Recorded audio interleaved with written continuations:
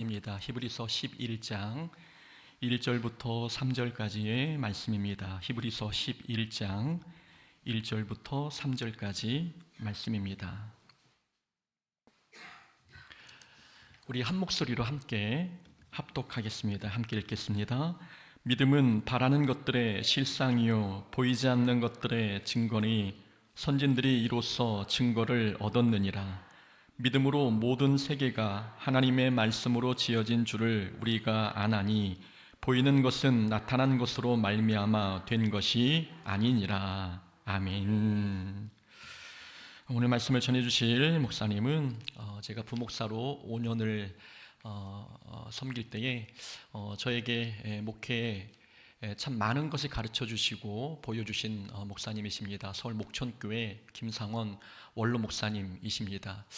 오늘 하루 종일 함께 동행했는데 대화가 너무 즐겁고 또 한편으로는 너무 신기했습니다. 서울에서만 뵀던 목사님을 고흥에서 뵈니까 이 신기한 말로 표현할 수 없는 그런 무엇인가 있었고요. 또 예배 전에 목사님 곁에 딱 앉아 있는데 서울에 있을 때 항상 예배 전에 목사님을 모시고 제가 옆자리에 앉아서 제가 예배 인도를 하면 목사님께서 오셔서 설교를 해주셨던 그때가 생각이 나서 참 감회가 새롭고 또 감동이 되고 은혜가 됩니다. 우리 김상원 목사님께서는 30년 이상을 이제 한 교회에서 목회를 하셨고 그 기간 동안에 부목사들을 통해서 교회를 7교회를 개척해 주셨습니다. 그 중에 저도 포함이 되고요. 그래서 목천교회에 목사님이 데리고 있었던 가르쳐 주셨던 제자들 7명이 교회를 개척하게 되었고 개척뿐만이 아니라 이제 성도들을 이제 떼어서 개척 교회를 섬길 수 있도록 배려도 해주시고 개척 자금과 3년 동안 생활비까지 지원을 해주신 목사님이십니다.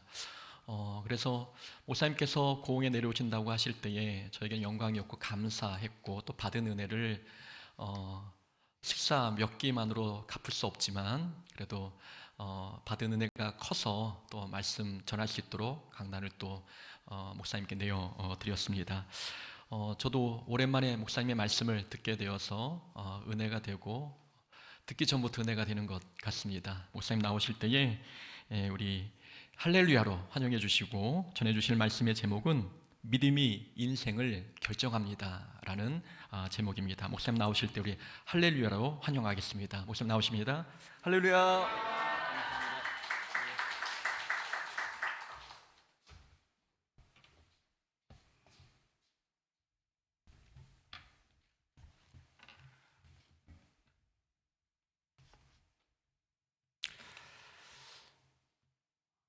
고흥 서부 교회에 제가 첫걸음을 하게 됐는데요.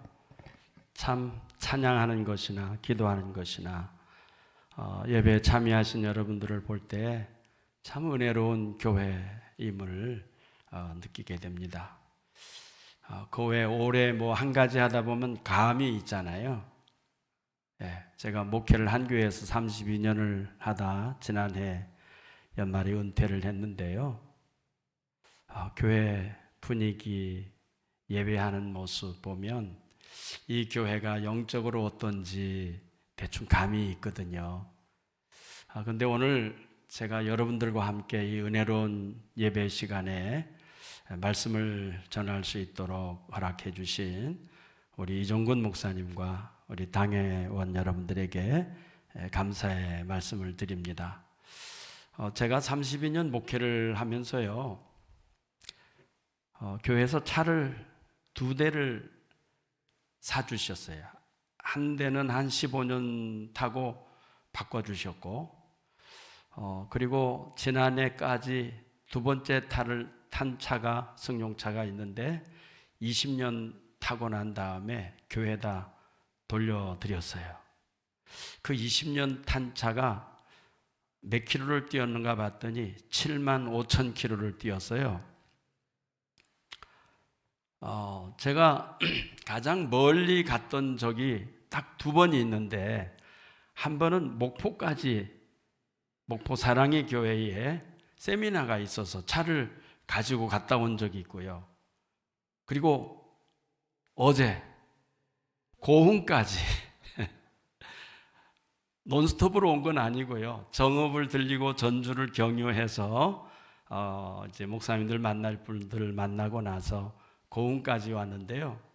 이 먼 길을 오면서도 얼마나 기대와 또 신이 나고 즐거움으로 왔는지 몰라요.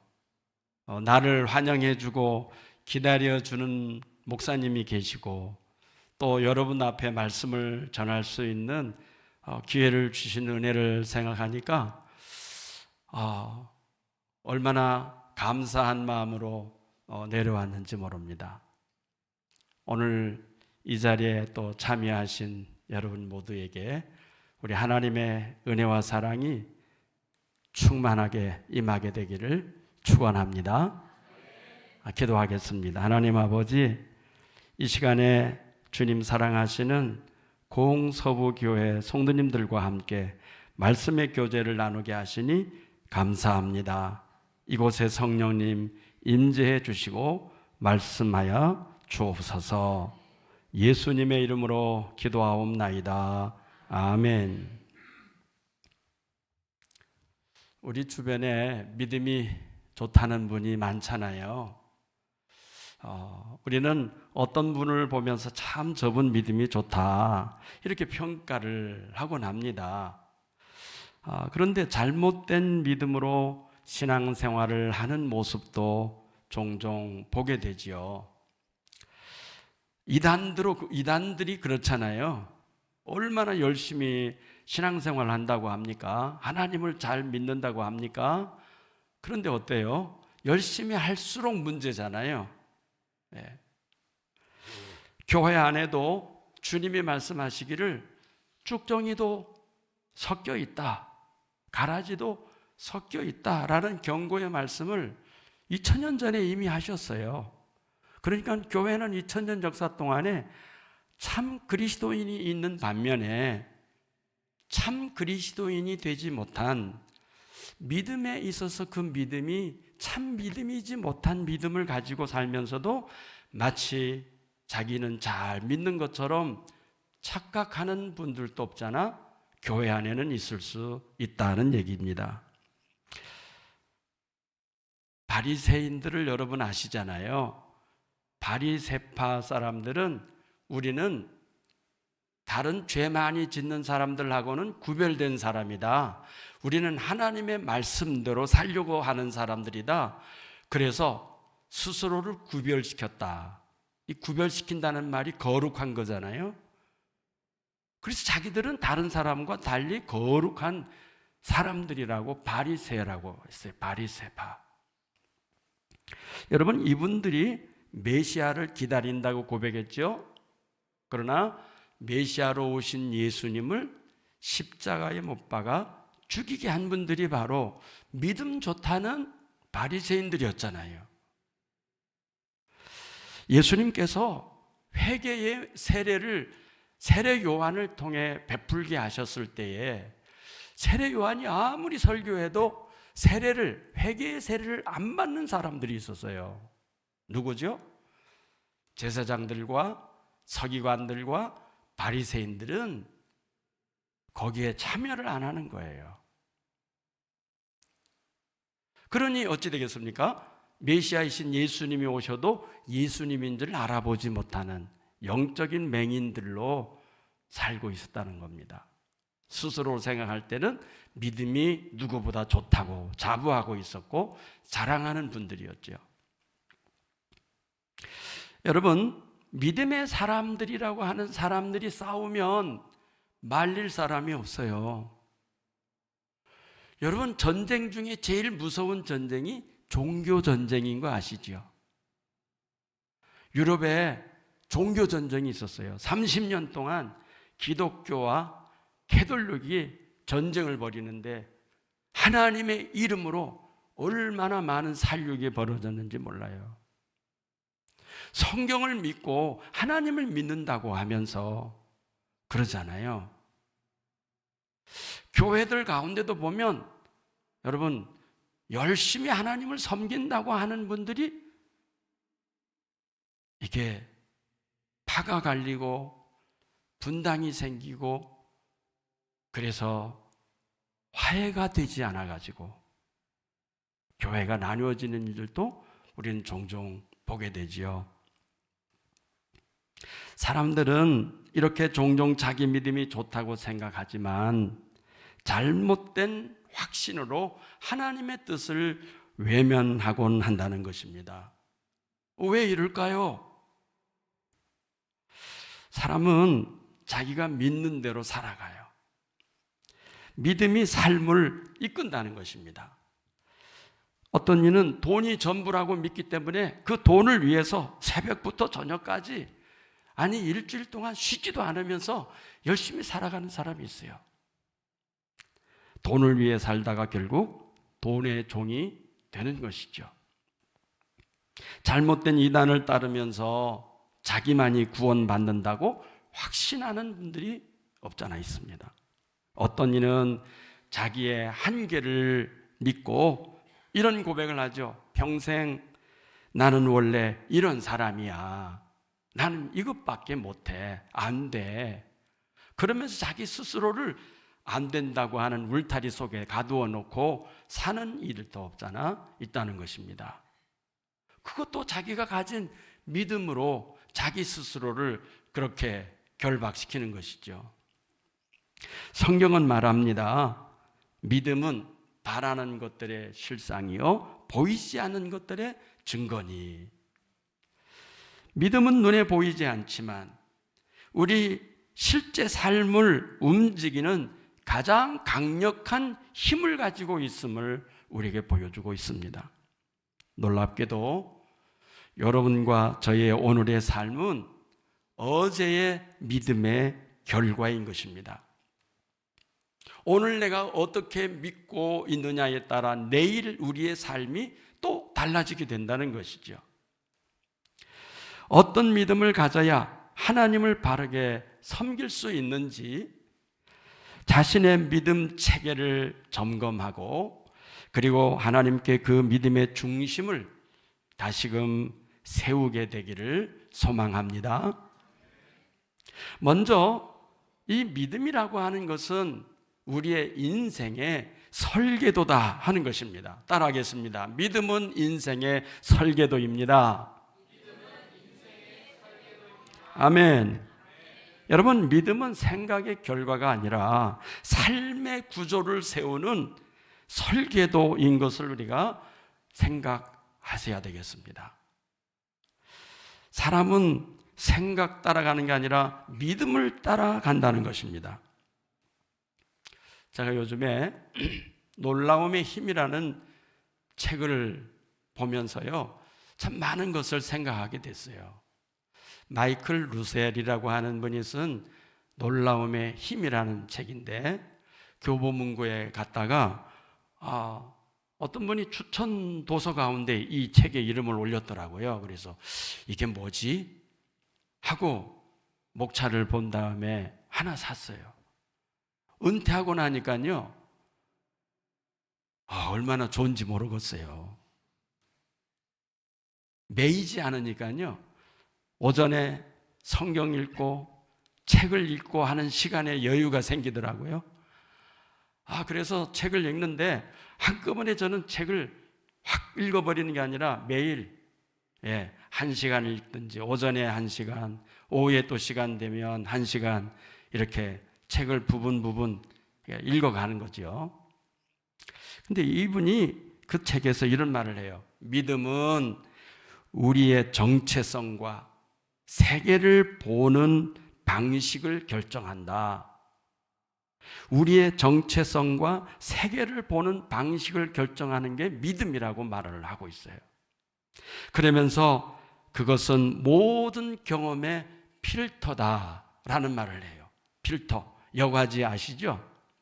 우리는 가지고 있는 믿음의 여과지를 통해 통과시킬 것은 통과시키고 거부할 것은 거부하게 된다는 거예요.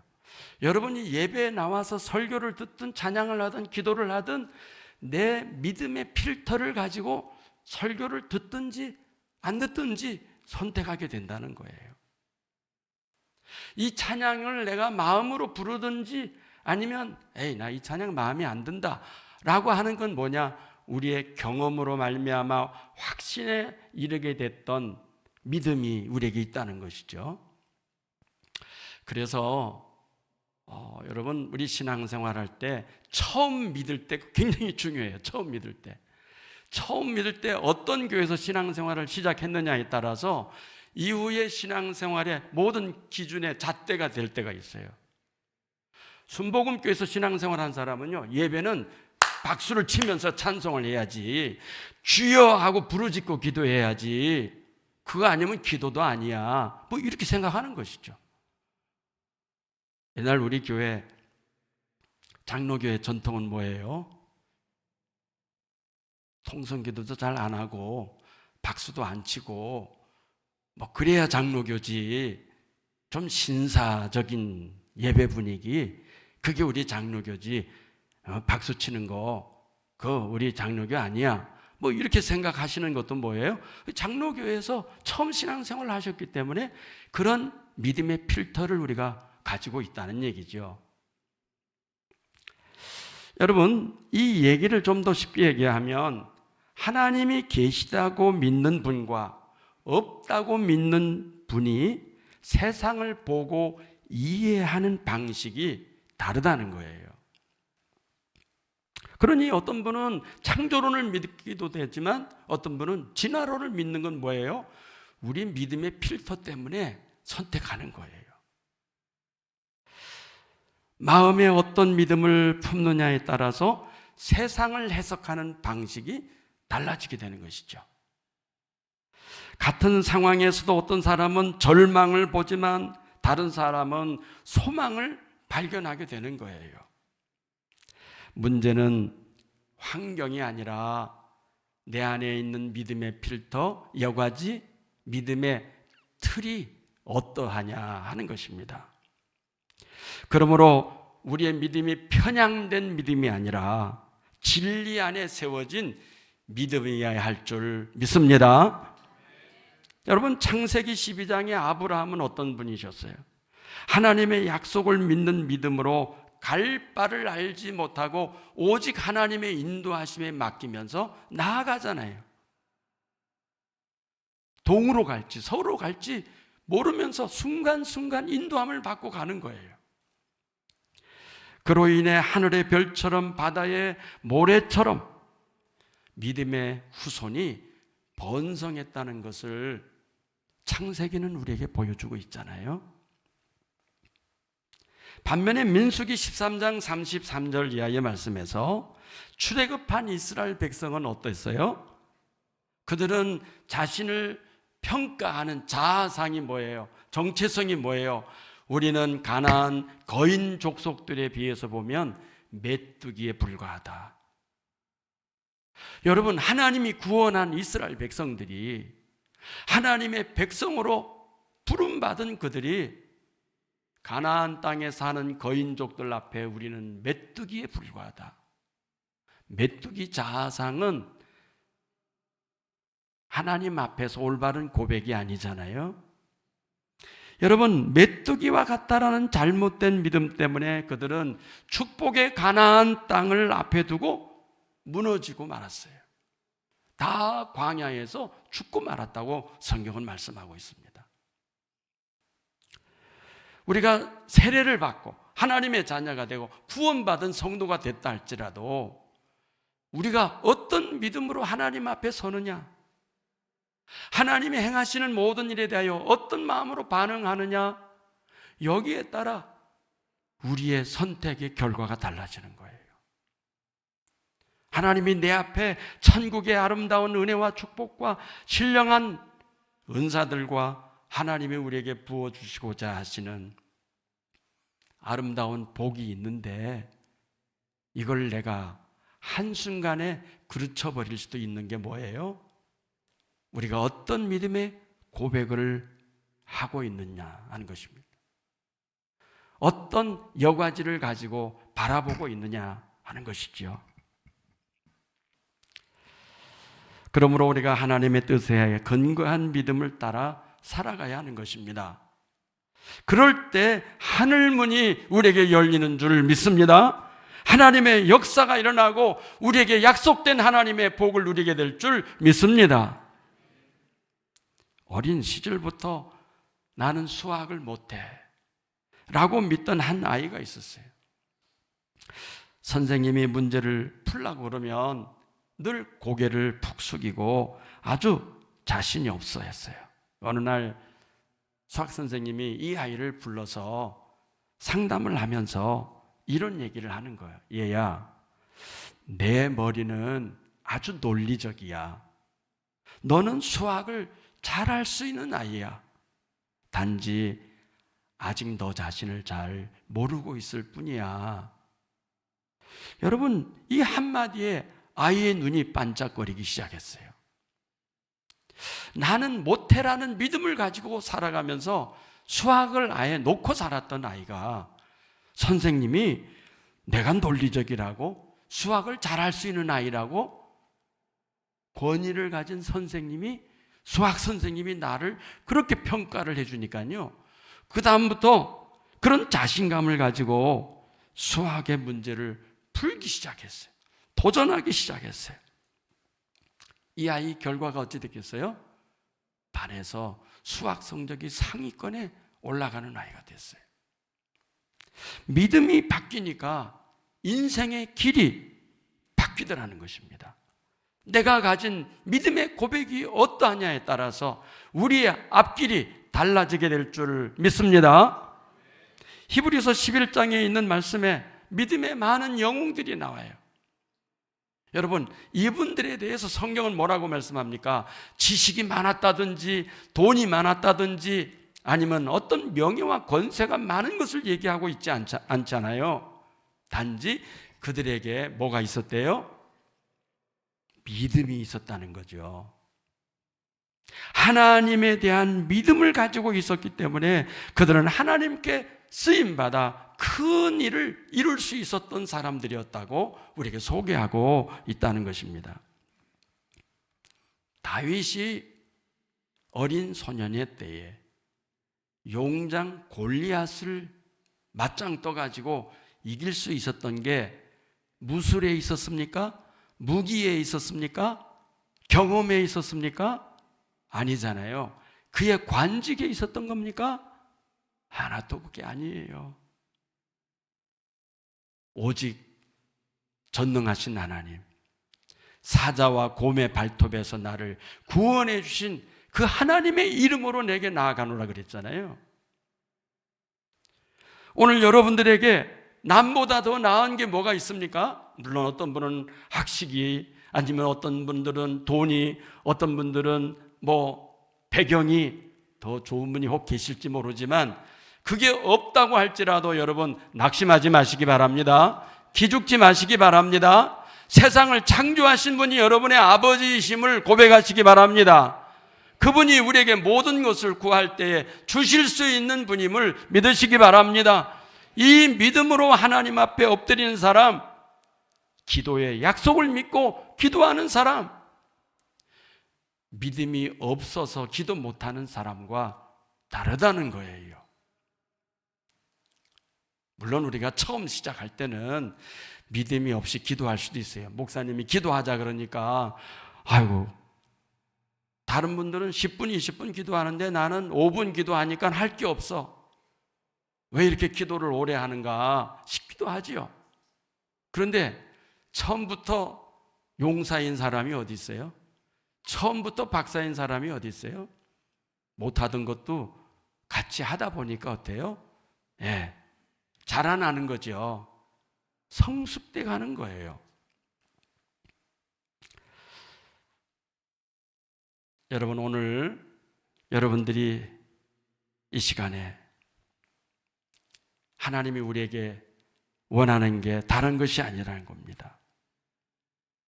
우리 인생을 향하신, 우리 자신의 삶을 향하신 하나님의 설계도가 있는데 그 설계도를 그 믿음으로 받아들이기를 원하시는 것입니다. 하나님의 말씀에 기록된 그 말씀들이 바로 여러분의 삶을 인도하고자 하시는 하나님의 계획서인 줄 믿으시기 바랍니다. 그 말씀에 응답하는 것, 반응하는 것, 이게 믿음의 삶인 것이죠. 두 번째로 믿음은 환경보다도 강하다는 것입니다. 많은 사람은 환경이 자기 인생을 결정한다 그래요. 좋은 부모 만나는 거, 뭐 배경이 좋은 거, 아니면 뭐가 많은 것. 근데 그 환경이라는 건 조건일 뿐이지 방향을 결정하는 것은 결코 아니라는 것이죠. 무엇이 우리의 인생의 방향을 결정해 줍니까? 내가 믿는 믿음이라는 것입니다. 베드로가 갈릴리 바다에서 폭풍우 속에 만난 예수님께 걸어 나갔죠. 바다 위를 걷는 예수님 외에 역사적으로 가장 유일한 사람이 됐잖아요. 그가 주님께 나아갈 때에 발밑에 있던 바다가 여러분 그를 붙잡아 준 게 아니라 믿음이 그를 붙잡아 준 줄 믿습니다.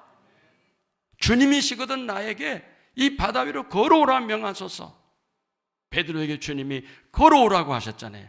주님의 말씀을 의지하고 걸어갈 때는 여러분 주님처럼 바다를 정복한 사람이 되었어요. 그런데 그가 가지고 있던 믿음이 흔들리니까 어찌 됐어요? 바다에 빠지게 되었다라고 말씀하고 계시죠. 여러분 가정에 일어나는 일들, 사업장에 일어나는 일들, 대인관계에서 일어나는 많은 어려운 문제들, 어떻게 그것을 딛고 여러분 나아갈 수 있습니까? 하나님의 은혜의 약속의 말씀을 붙들고 나아가면 결코 그것이 우리를 침몰치 못할 줄을 믿으시기 바랍니다. 근데 사람을 두려워하고 환경을 두려워하는 사람 이 마음이 우리 안에 더 커지게 되어지면 하나님을 의지하고 신뢰하는 그것보다 우리의 문제가 더 커져 보이게 될 때에 우리는 거기에 빠져버리는 거예요. 거기에 사로잡혀 버리는 거예요. 여러분이 하나님을 믿으실 때 어떤 분으로 믿고 있느냐는 거예요. 문제보다 크신 하나님이라고 믿습니까? 예, 그것을 믿는 분들은 문제가 닥쳐도 두려워하지 마시기 바랍니다. 두려워하려면 누구를 두려워해야 돼요? 하나님을 두려워하라 그랬어요. 사람을 두려워하는 자는 올무에 빠지거니와 하나님을 두려워하는 자는 안전하리라. 할렐루야. 놀라움의 힘이란 책을 앞에 소개했는데요.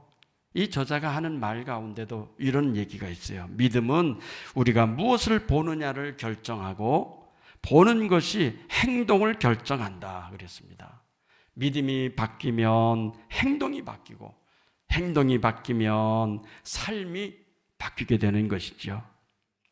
여러분이 잘 아는 얘기입니다. 발명왕 에디슨의 얘기요. 이 에디슨이 어릴 적 학교를 다닐 때 퇴학을 당했지요. 선생님이 그 엄마에게 보내는, 부모님에게 보내는 편지를 한 통 써주면서 에디슨 엄마에게 갖다 드려. 예 하고 받아서는 엄마한테 와서 선생님이 편지를 주셨어요 하고 전달을 했지요. 엄마가 집으로 보내준 그 선생님의 편지를 읽다가 아들에게 이렇게 말을 하는 거예요. 학교에서 편지가 왔어. 당신의 아들은 천재입니다. 학교는 그 토마스 에디슨을 가르칠 수 없으니 집에서 어머니가 가르치시기 바랍니다. 선생님이 이렇게 썼대요. 원래는 선생님이 뭐라고 썼어요? 편지에는 당신의 아들의 지능이 너무 낮아서 학교에서 가르칠 수 없습니다. 그러니 학교에 보내지 마십시오. 집에서 가르치십시오라고 하는 편지 내용이었어요. 근데 여러분, 어머니가 어떻게 그 편지를 다르게 얘기한 거죠? 선생님은 우리 아들을 전응하라고 멍청하다고 생각하고 있을지 모르지만 그 어머니는 자기 아들에 대해서 천재라고 믿는다는 거예요. 다른 아이와 다를 수는 있지만 선생님이 말한 것처럼 그렇게 절망적인 것이 아니라는 거죠. 아이의 가능성을 바라보는 어머니의 믿음이 있었다는 것입니다. 지금 수학 문제 못 풀고 저 선생님이 가르쳐준 거 잘 이해하지 못하는 것이 있을지 모르지만 그것으로 내 아들을 다 평가하지 말라는 것이죠. 그래서 이 토마스 에디슨의 어머니가요, 에디슨을 집에서 바보로 대한 게 아니라 천재로 대하면서 가르치는 거예요. 기다려주는 거예요. 믿음을 가지고 소망을 가지고 이 아이의 가능성들을 열어준 것이죠. 오늘 이 밤에 우리는 에디슨의 혜택을 보고 있습니다. 전등, 에디슨의 발명의 도구잖아요.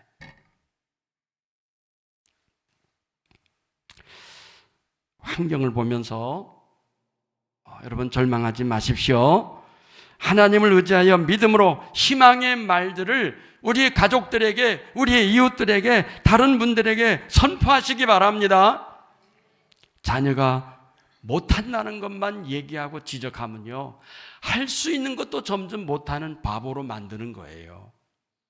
못하는 거 보지 말고 잘할 수 있는 것을 볼 수 있게 해달라고 하나님 앞에 기도하세요. 하나님, 내 남편이 못하는 것만 보지 말고 우리 남편이 잘하는 거, 칭찬할 수 있는 걸 좀 보게 해주세요. 우리 자녀에게 가능성을 하나님, 내가 발견하는 어버이가 되게 해주십시오. 우리 교회 학교 아이들을 가르칠 때에 선생님이 말 한마디가요, 그 아이의 인생을 좌우하는 거예요. 예, 믿음으로 그 아이에게 소망의 메시지를 주는 거예요. 바른 믿음의 이 중심은 하나님께 있어야 됩니다. 믿음은 중립적인 게 아니에요. 잘못된 믿음은 인생을 무너뜨리고, 하나님께 세워주신 이 믿음은 인생을 일으켜주는 거예요. 둘 중에 하나예요. 세상의 믿음은 자기 확신에 머물게 되지만 성경의 믿음은 하나님의 약속 위에 세워진다는 것입니다. 오늘 3절 말씀에 믿음으로 모든 세계가 하나님의 말씀으로 지어진 줄을 우리가 아나니, 이렇게 말씀하고 있습니다. 믿음의 기초는 하나님의 말씀에 있습니다. 내 감정, 내 생각이 아니라 하나님이 하신 말씀이 믿음의 근거가 되어야 흔들리지 않는 인생의 삶을 살아가게 되는 것이죠. 아브라함이 100세의 아들을 얻은 것도 환경 때문이 아니었어요. 그가 말씀을 믿었기 때문에 25년 후에 오래 참아 약속이 이루어졌다라고 성경은 증거하고 있지 않습니까? 여러분, 요셉이 13년을 기다려야 하나님께서 요셉에게 줬던 꿈이 이루어지는 날을 경험하지 않았습니까? 다윗 왕이 기름 부음을 받고 나서 10여 년 동안 광야 생활을 하며 쫓겨다녔잖아요.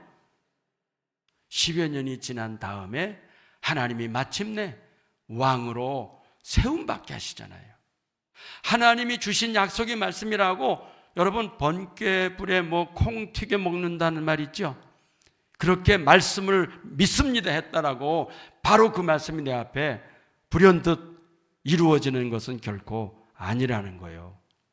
우리에게 믿음을 가지고 소망을 가지고 인내하면서 하나님의 때를 기다리면서 기도하고 있으면 마침내 하나님의 때에 우리에게 그 기도가 응답되게 하실 줄 믿으시기 바랍니다. 마리아가 처녀의 몸으로 예수님을 잉태했다는 것을 받아들인 것, 무엇으로 받아들였어요? 주의 말씀대로 내게 이루어지다 라고 고백했지요. 경험해보지 않았어요. 누가 가르쳐주지도 않았어요. 오직 하나님에 대한 믿음이, 그분의 말씀에 대한 신뢰가 바로 예수 그리스도께서 나를 통하여 세상에 오는 통로가 될 수 있었다고 하는 것입니다. 한 성도가 말기암 진단을 받았습니다.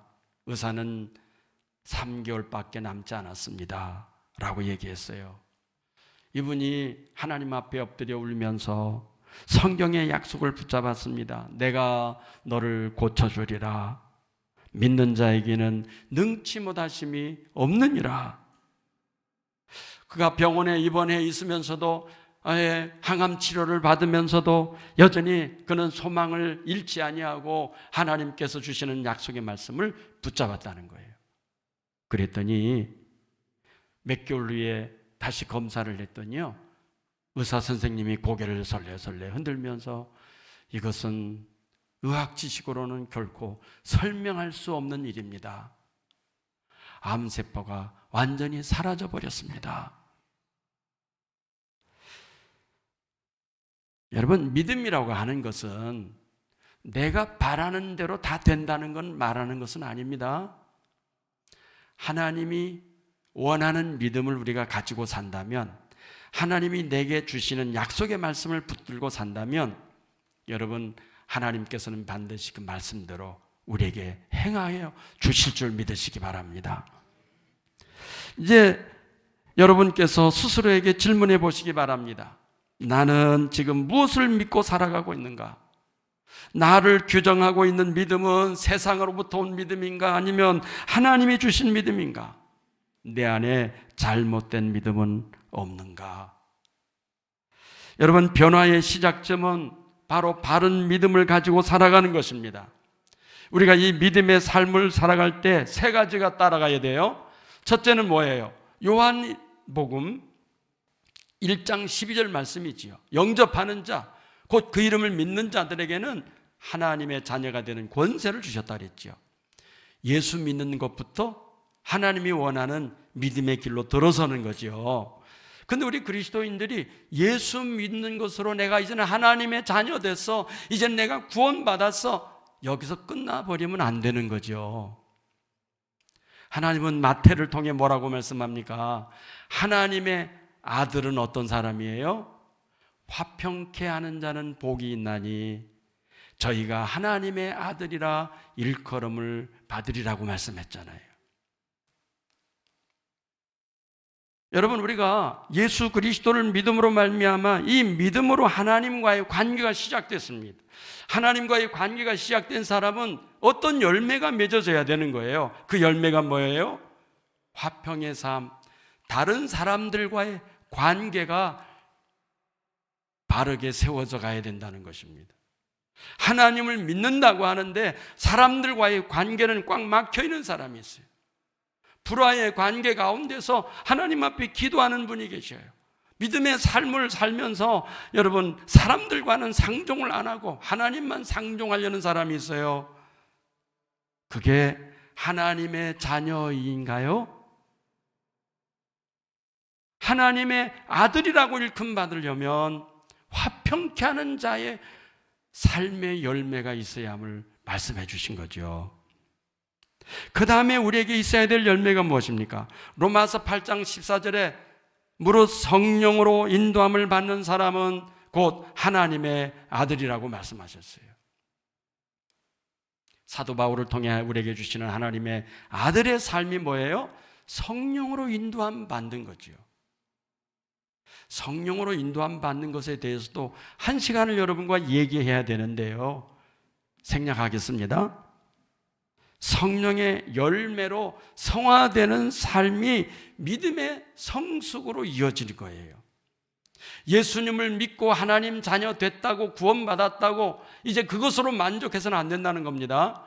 이제 시작인 거예요. 하나님의 자녀의 삶의 시작이 이제 이루어지기 시작했다는 거죠. 그러면 그 사람은 어떻게 살아가야 된다고요? 하나님과의 관계에서 성령의 열매가 맺어지는 사람이고, 다른 사람과의 관계에서는 화평의 관계를 이루어가는 사람이 된다고 말씀합니다. 성경은 이렇게 말합니다. 믿음의 주여 또 온전케 하시는 이 예수를 바라보자. 믿음의 출발점이 어디에 있어요? 예수 그리스도가 될 때, 그분이 내 삶의 주인이 될 때, 성령께서 내 마음에 예수 그리스도의 성품과 예수 그리스도의 삶을 본받아 가도록 내 마음에 감동을 주시고 내 마음속에 깨달음을 주시며 인도함 받는 성도가 될 때에 진정 하나님이 기뻐하는 믿음을 가진 자라고 우리는 자부할 수 있게 되는 것입니다. 여러분, 환경이 미래를 만드는 게 아니에요. 믿음이 우리의 미래를 만들게 되는 것입니다. 믿음이 설계도라면 여러분, 그 설계도를 설계하신 분이 누구세요? 하나님이시라고 말씀하셨죠. 내 경험에 근거하는 믿음에서 이제 하나님이 우리에게 약속하신 말씀에 근거하는 이 믿음을 가지시기 바랍니다. 그 믿음이 우리 자신의 삶을 바꾸고 우리의 가정을 바꾸고 자녀들의 인생을 바꾸고 그 삶을 하나님께서 책임져 주실 줄 믿으시기 바랍니다. 기도하십시다. 하나님 아버지, 우리의 눈에 보이는 현실보다